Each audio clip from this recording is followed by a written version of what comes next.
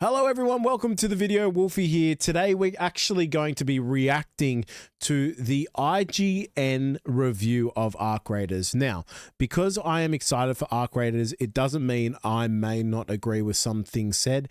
However, there could be some things said which, from what I've heard of, could be absolutely wild. In that case, though, I haven't seen exactly what people are saying about this review, and I just wanted to watch it without looking or watching about what other people have said and just take it on my own opinion. But let's get straight into it. If you do like the content, we have a night raid video that we've just uploaded. We've got more coming on the way, and obviously a ton more during full release as well. So give a subscribe, like, comment on this for the algorithm. That would be greatly appreciated. And let's see what IGN has to say about Arc Raiders. Arc Raiders is blisteringly, aggressively archetypical, the extractionist extraction shooter that ever extracted. It's one of the least surprising games I've ever played. Holding so much in common with its inspirations, they're almost comically indistinguishable.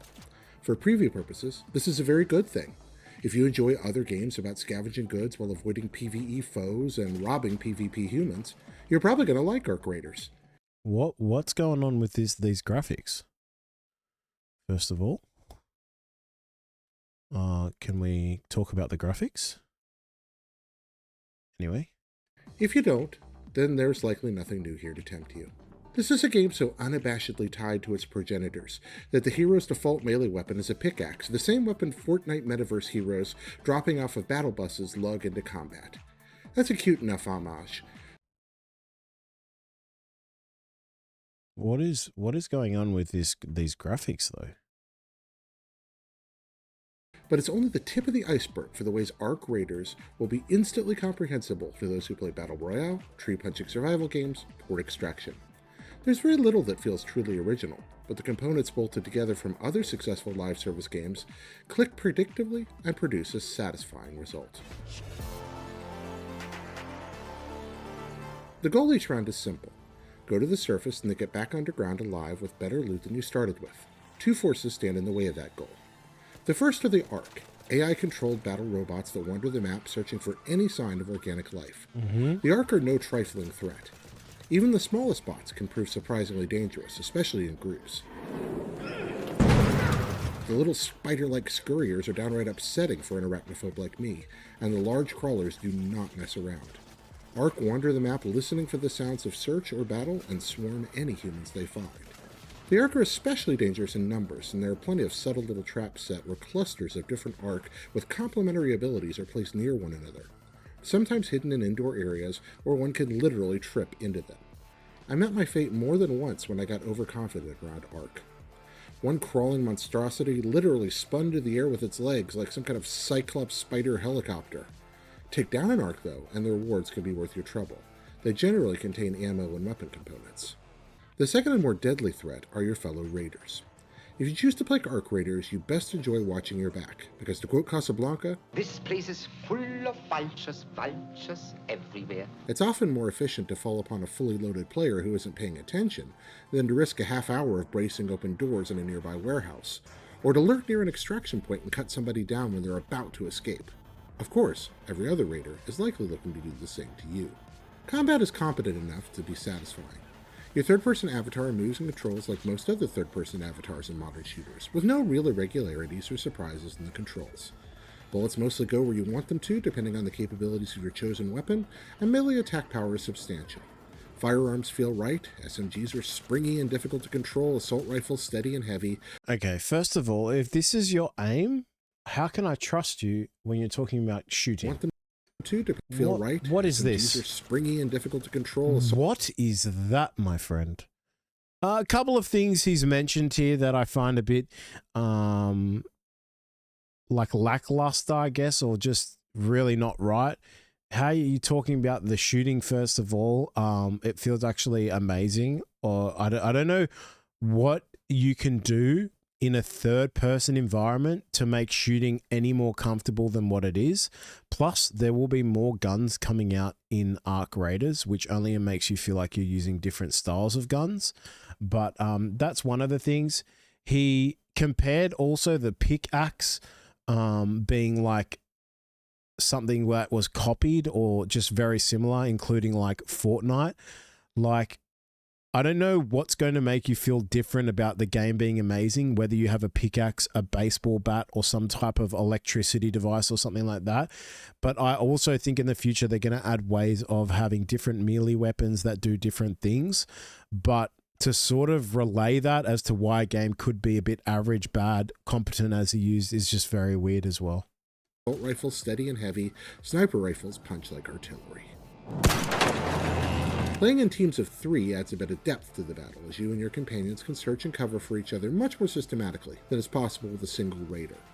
Firefights between teams develop a sense of strategy, as coordinating squads deploy flanking Yes, let's search the bag while our teammate is not. Firefights between teams develop a sense of strategy, as coordinating squads deploy flanking tactics and ambushes against Is this his gameplay? Whether calling out directions, overhearing sounds, or covering all windows in a room, your 3-person squad will find plenty of tension waiting in most buildings. Cleverly designed maps draw the characters in.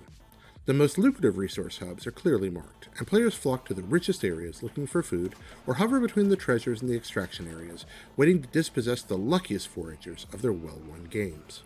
The environments are passable, with the usual collection of rusty warehouses, abandoned apartment buildings, and overgrown vacant lots you'll find in a lot of post-apocalyptic shooters. Everything is serviceable, but it all kind of feels like they gave Fortnite a coat of DayZ grime and moved on. It's a boring enough world that certainly took me out of any chance of getting into the lore, but I don't... Wait, so he's just said that the world is boring and it reminds him of Fortnite and DayZ. Possibly the worst comparison you could have made. This is very much like Star Wars Battlefront, with a sort of battle royale feel, but holy moly, you cannot compare this game to Fortnite. Have you seen what Fortnite looks like? Have you even played Fortnite? Like, that's just a wild statement to make. To say that it's like DayZ, which is a first-person shooter game, the graphics are completely better than DayZ.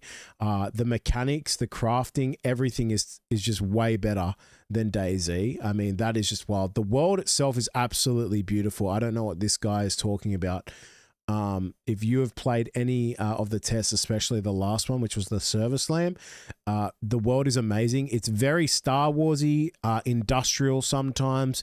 Very, very cool. The lighting inside is also amazing. I do not agree with that. I don't really think lore is the big draw here anyway. Arc Raiders is meatloaf without much plate presentation. But the meatloaf is tasty, if a little cold. Every drawer and cabinet is a potential source of wealth: crafting components, ammunition, shields, healing items, and weapons. Ammunition is properly segmented enough to keep you hungry as you scavenge and construct guns. Light, medium, heavy, and shotgun ammo variants are available early to locate in the overworld, craft in your lair, or purchase underground. Materials have the usual predictable levels of rarity corresponding to color, with certain colors granting you the ability to develop more useful or rare items. A single special pocket in your inventory allows you to keep one discovered item safe, even on the event of your death, so that you can haul your rarest finds home, even when you die. Some containers take time to open and generate quite a bit of noise when manipulated, which is a delightful tension-raising mechanic that I really appreciated. Okay, that's a good thing you said. Was especially harrowing when playing solo. You can really feel the vulnerability with your camera locked forward, not knowing what your camera is not locked. Discover you as you make. So just for your camera is semi-locked, but it's not fully locked. You can still turn left and right. I don't think you can do a full 180 though, but that is incorrect what he just said. But yes, breaching and searching is a good thing, especially when it makes more noise, which you can reduce through the skill tree. But it also, holds you there, makes you feel like you're stuck in a position, and your risk reward, doing it in an open area versus doing it somewhere enclosed is obviously a lot unsafer, but good to see him actually complement something. An ugly racket jimmying a door. You spend your time between rounds underground, where you convert your ill-gotten gains to an ever-escalating series of crafting tables, allowing for the creation of ever more elaborate gear. You can also choose to straight liquidate materials and finds for cash, and purchase fully crafted items at in-game stores. There's also some part of crafting that involves a live rooster. I never figured that part out. As you explore the world above, you gain experience, which opens up across a series of skill trees. Selecting various branches can help you optimize your avatar to your playstyle, increasing combat ability, mobility, or stealth.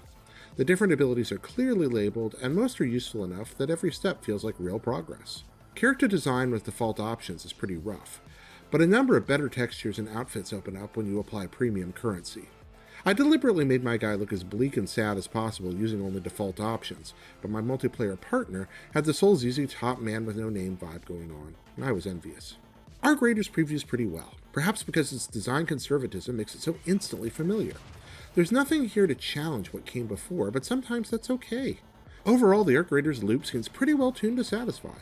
Make it to the surface. I also very much so disagree with that comment, because you talk about there's nothing to challenge, but actually one of the things that has always lacked in gaming essentially recently, in my opinion, is just AI and how AI operates. And the one thing that I think differentiates Arc Raiders to other games is that, yes, the AI can be very tough, and there's a difference between tough and one flick headshotting you and escape from Tarkov and games like that, to actual the Arc and the robots being quite challenging, besides a Rocketeer who you just really want to not go up against. Everything feels like a bit of a challenge, but it feels like an acceptable challenge you can take, and you're not just going to die instantly. So if you're going to say that about extraction looter shooters, you can't really say that, because the AI in this game, the way they react, the way they chase you down, the way they are tough and challenging, yet not too overpowered, even though they are reducing that in the latest version when it comes out for full release. They are going to make that a bit easier, but they're not going to make the AI easier. They're going to make how they react to you and where they see you from, so they can't see you through trees and stuff like that and rocks. So that's a bit of an iffy comment to make. To loot and kill, bring your goods and experience back underground to improve your abilities, head back up stronger to find stronger gear, and repeat. There are worse ways to spend an afternoon. For more previous... Wow, there's worse ways to spend an afternoon. Oh man, he really hated on the game, right? I feel like he came in with an attitude, I'm just gonna absolutely crap on this game.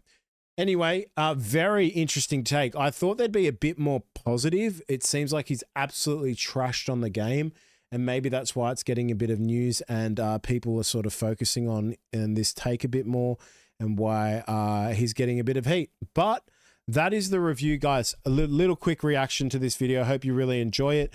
Like, subscribe, comment. We're going to do a lot more Arc Raiders content. See you on the next one. Thanks for watching, and take care.